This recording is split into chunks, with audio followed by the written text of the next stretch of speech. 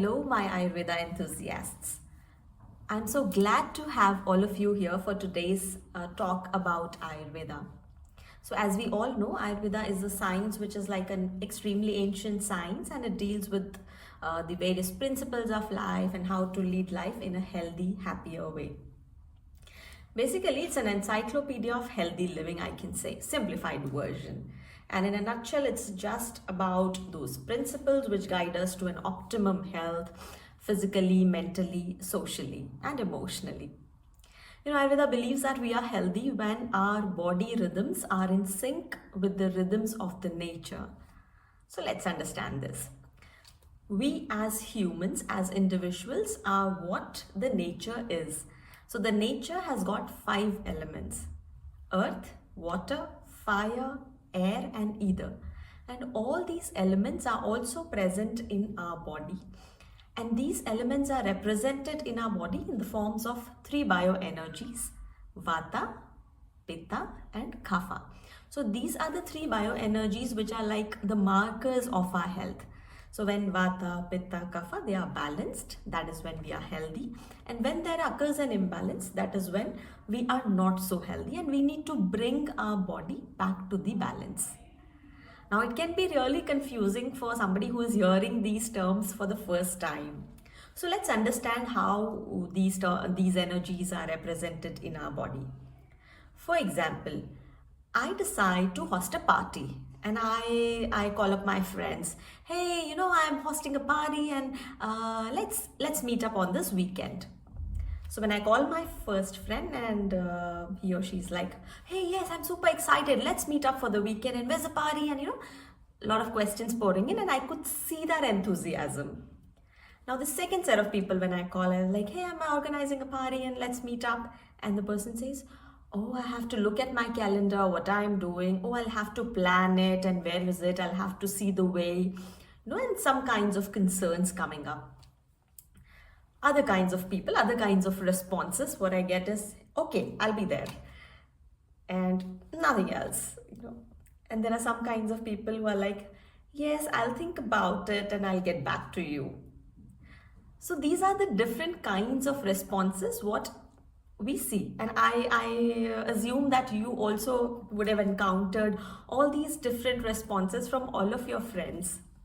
For example, when we meet somebody and we say, how are you? So there are some people who say, oh, I have been not doing well, and then I've been doing like this, and then yesterday that I was feeling really nice, and a lot of things. They are so expressive. The second kind of people, when I say, how are you? They're like, fine. And say, how was your day? Good. Like very strict, very straight, to the point. And there are some kinds of people who are like, how was your day?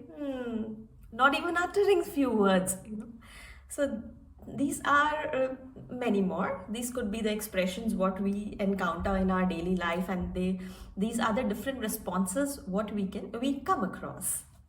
So these expressions, the way we communicate, the way we appear, the way our system is designed, all this, the basic cause, the root cause is attributed to the energies Vata, Pitta, and Kapha. Let's see the symptoms, or I would say the characteristics. So when an individual is dominant, when the basic energy of an individual is dominant in Vata, these kinds of individuals could appear a little more leaner than others. They could appear pleasant and smiling, and sometimes also frowning. And these are the individuals who are blessed with the thing that they can eat as much as they want and still not put on weight. And it's quite easy for these people to lose weight. Also, these are the people who are like really enthusiastic, If you give them some task, they're like, yes. And they have thousands of ideas, multiple ideas in their head, a lot of creativity, a lot of creative energy.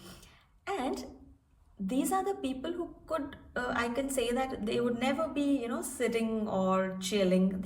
They need something. They're always into some kind of motion, or they cannot sit idle. Their brain is like always, their mind is like always functioning, and also physically they are mostly in the motion.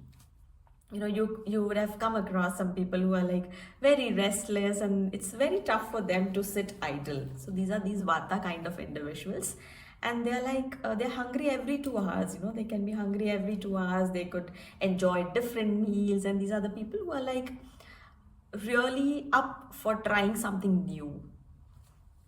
And also a very good quality of vata people is that you tell them something and you feel that the person is hearing everything and all, but they are very quick to forget also. So grasping is also very quick, and forgetfulness is also like it erases out of their memory quite easily if they don't want to be. So they are very selective kind of people. Next, let's talk about the pitta kind of individuals. So these are the individuals, when you look at them, so the appearance is a medium build. They are not so healthy and not so lean. So they are kind of medium built.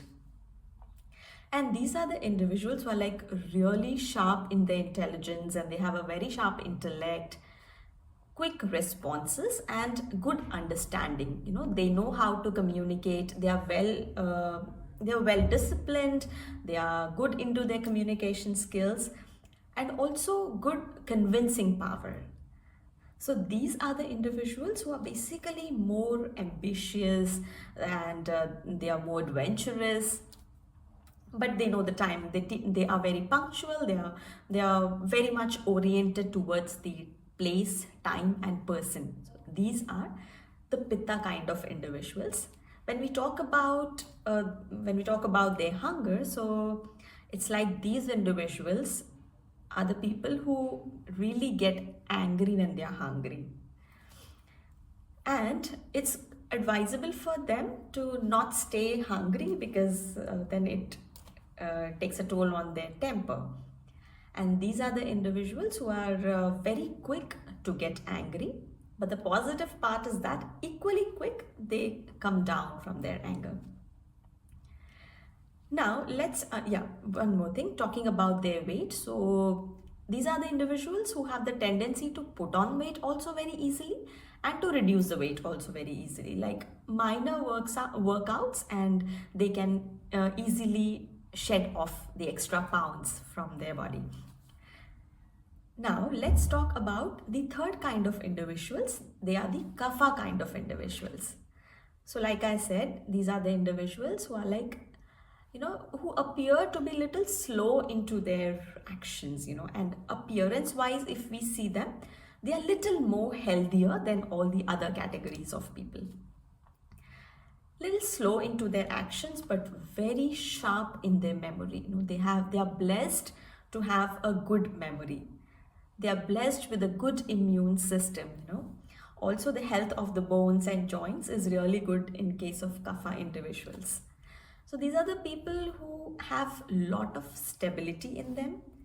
They are very grounded. They're very supportive people, but at the same time, they have they have this logical mind, and they analyze a lot.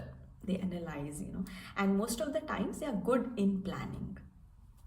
So these are the kind of individuals who would like to have comfort.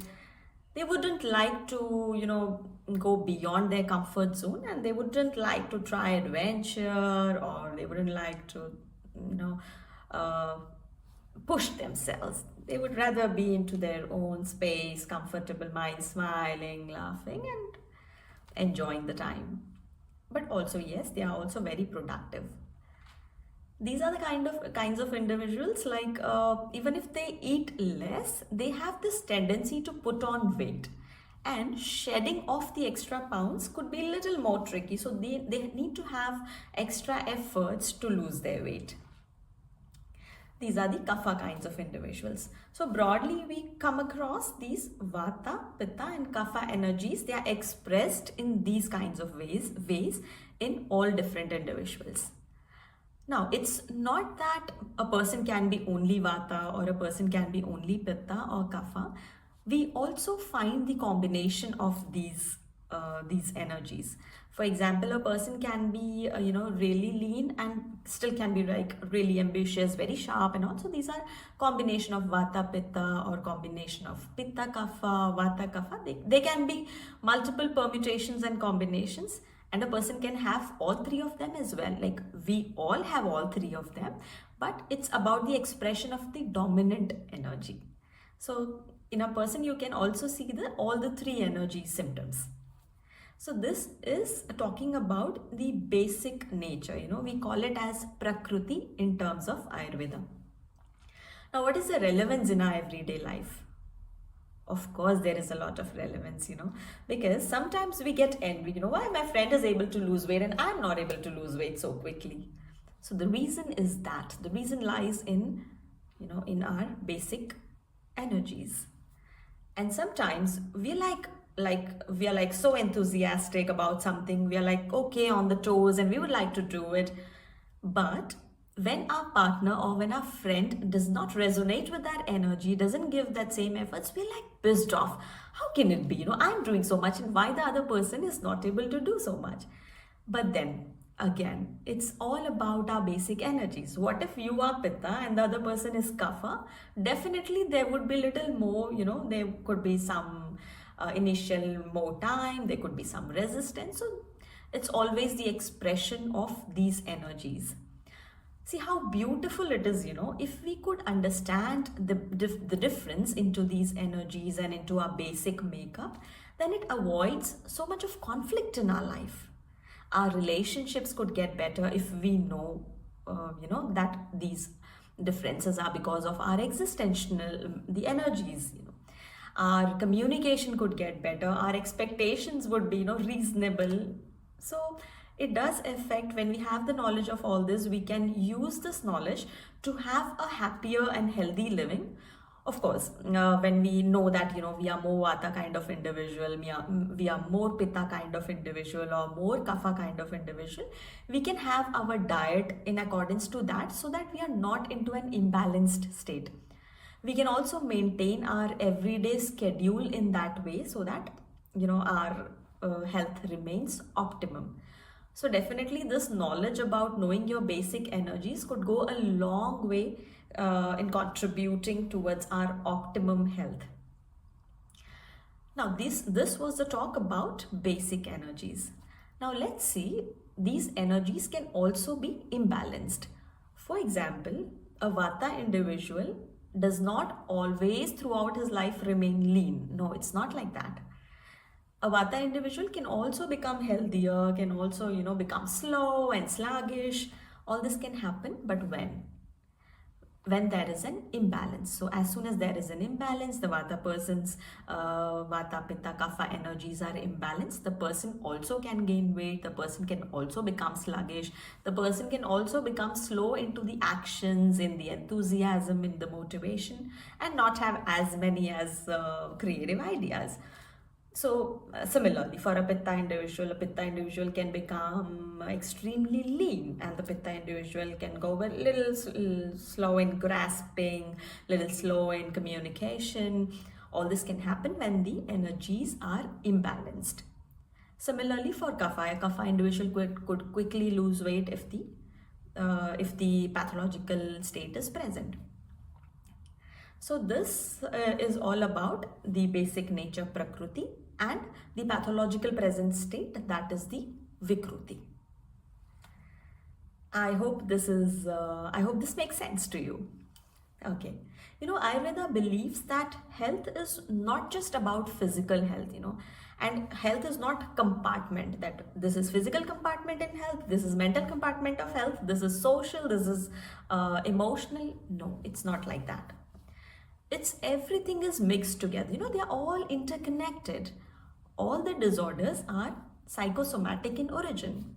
So Ayurveda believes that as much as physical health is important, mental health is equally important.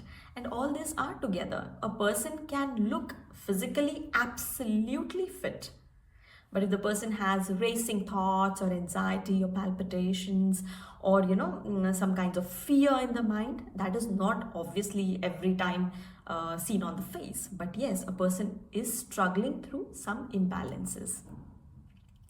And during COVID time, this term mental health really gained popularity. I remember the days when I took up psychiatry for my MD studies, and then it was a taboo, My family, my friends were like, "Why you're taking up psychiatry? You could take any other branch for specialization." But then I wanted to understand how the mind works, and then it was, I just meant to convey that it was a taboo back then. But now people are more and more aware, and there are a lot of social media platforms after the COVID and also during the COVID talking about mental health. So now let's see what exactly mental health is.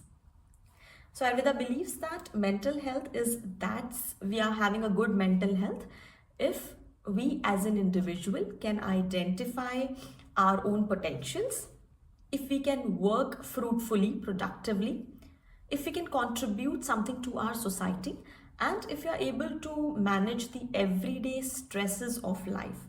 If you're able to do this, then we are mentally healthy. And how we can maintain a good mental health and how we can have this optimum state of mental health is by having a high amount of sattva. Now here comes this new word, sattva. See, just like I spoke about vata, pitta and kapha, similarly when we talk about mind, we have three energies: sattva, rajas and tamas. So sattva is that state of mental well-being where we are in positive emotions. Yeah, when we have a lot of happiness, when we are forgiving in nature, when we are more respectful, when we have more amount of positive emotions flowing up, when we have gratitude, and love, all these are positive. That is the time when we are more productive also. Now let's talk about the second energy, that is rajas.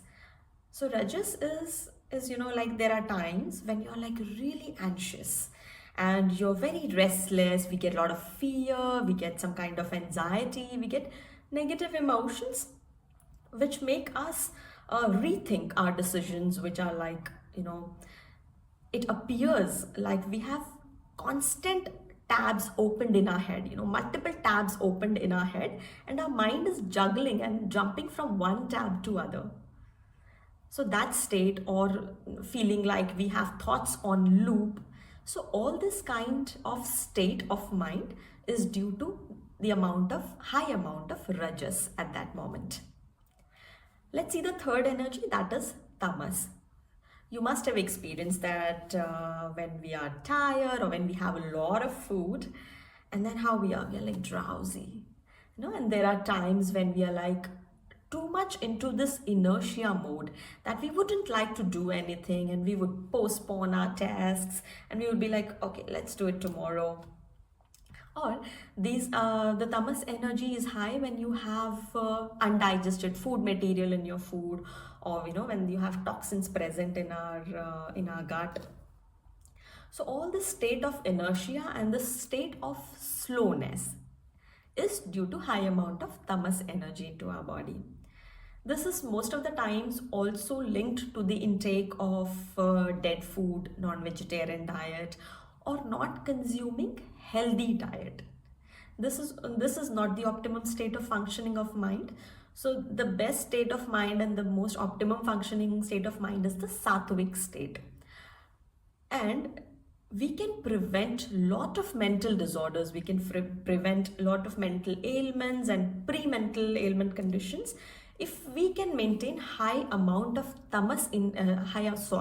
if we can maintain high amount of sattva and low amount of rajas and tamas into our everyday schedule.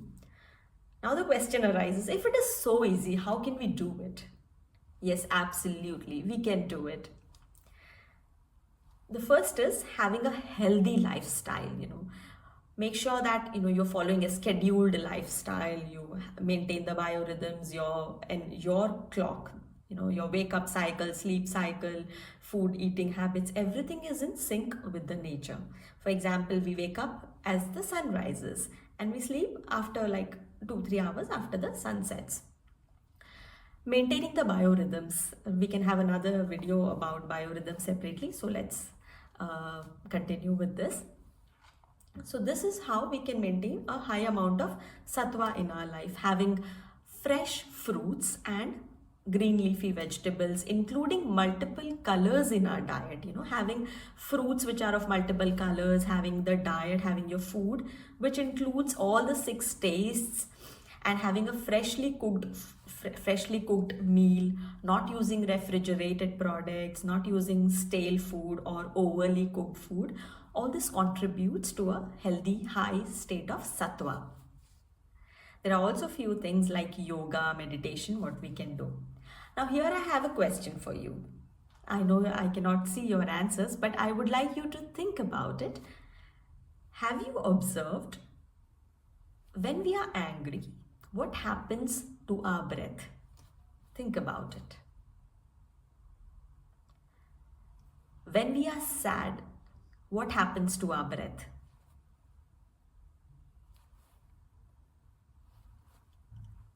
What happens to our breath when we are, in a low state or we have low moods? So all these states, when they happen, that is when we can observe that there is a change in our breathing pattern, right? When we are angry, we can have, a different breathing pattern. When we are sad, we can have a different breathing pattern. So here we can conclude that our emotions, our emotional state is directly impacting our breath. We agree to it? And I hope that we all agree to it. Similarly, so now let's use this concept in the reverse direction.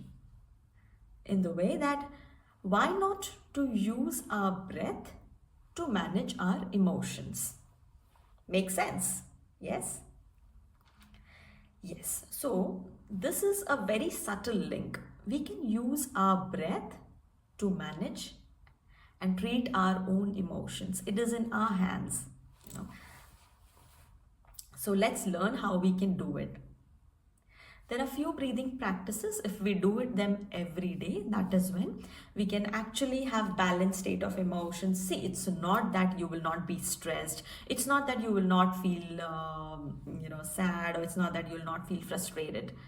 We will have these emotions, because we are normal human beings. Our body, our system and mind is designed to function that way. We need to have emotions for connecting with others, for having good relationships, for being more productive. But how quickly we get back to our normal state, how easily we are able to manage our emotions, that defines our happiness, that defines our comfort level, and that defines how we are as an individual. One aspect. So when you wake up in the morning, make sure after your everyday, after your routines and everything, try to include some breathing practices in everyday life. For example, I can just teach you one or two here, and that could be really helpful for you. See, what we have to do is sit comfortably.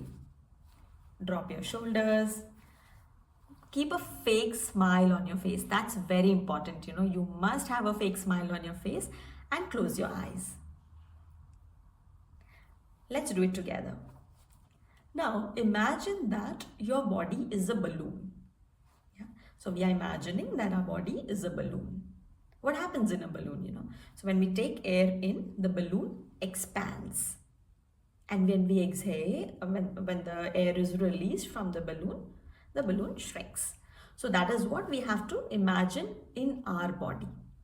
So let's imagine that our body is a balloon, and then with your eyes closed and fake smile on your face, take a deep breath in, and now imagine the balloon is blowing and your abdomen is going out.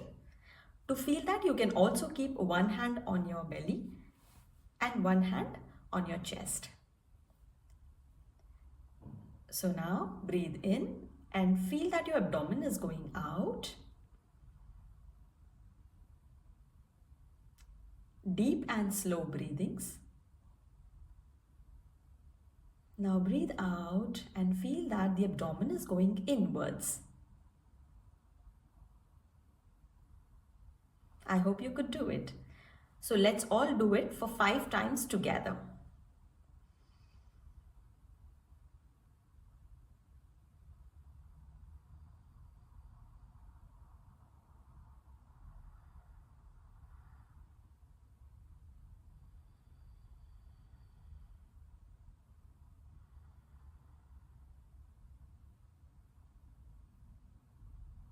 The breathings have to be really deep and slow.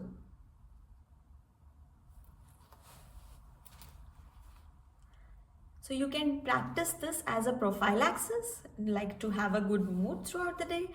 And we can also practice this. For example, you are sitting in the office and you have some irritable moment, or somebody makes you angry, or somebody pushes your buttons.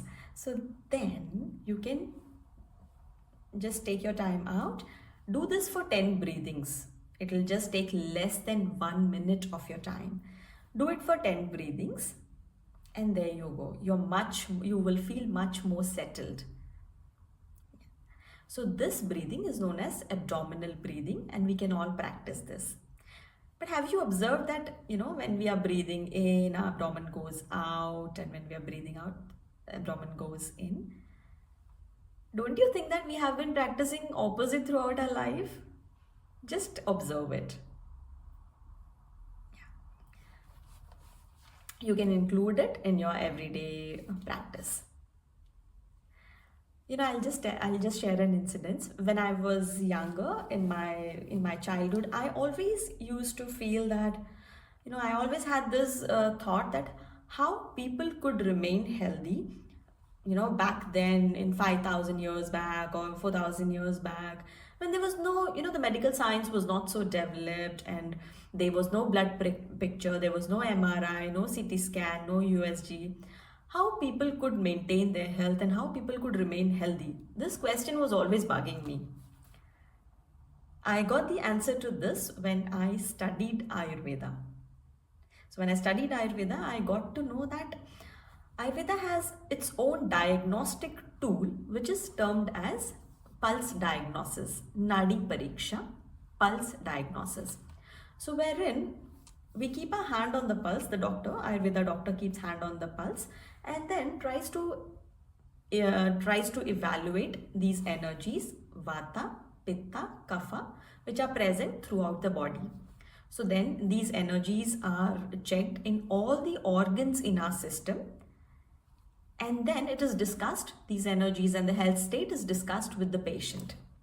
So then we have a clear-cut idea how the body is from inside, how are the organs functioning, and if there is an imbalance, what is the imbalance, where is the imbalance, where is the pathology being developed.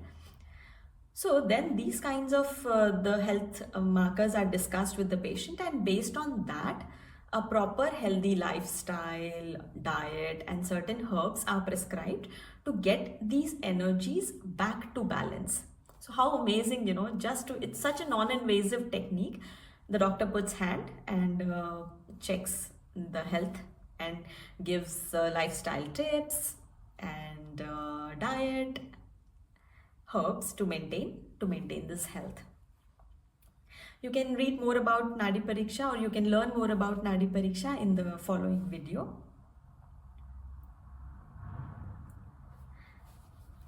Okay, so let me give you some tips, some home takeaway instructions, or some small tips what you can follow in your everyday life. So the first thing is, know yourself, what energy you are. Just to have a healthy state, then you can have your own manual of yoga, you can have your own manual of how you have to start your day and what you have to do to remain healthy, how you have to express yourself and everything, some guidelines for a healthy living. Second is, try to include meditation in your everyday lifestyle, because meditation is something which makes our mind more resilient. And third is movement. Include movement in your routine. For example, when you're doing some job, or when you have a desk job, every hour just get up, walk for 5 minutes, and then get back to your position and start doing your job. Maintain a proper time, like one particular time to wake up in the morning and one particular time to sleep at night. Also include breathing techniques in your uh, in your everyday routine.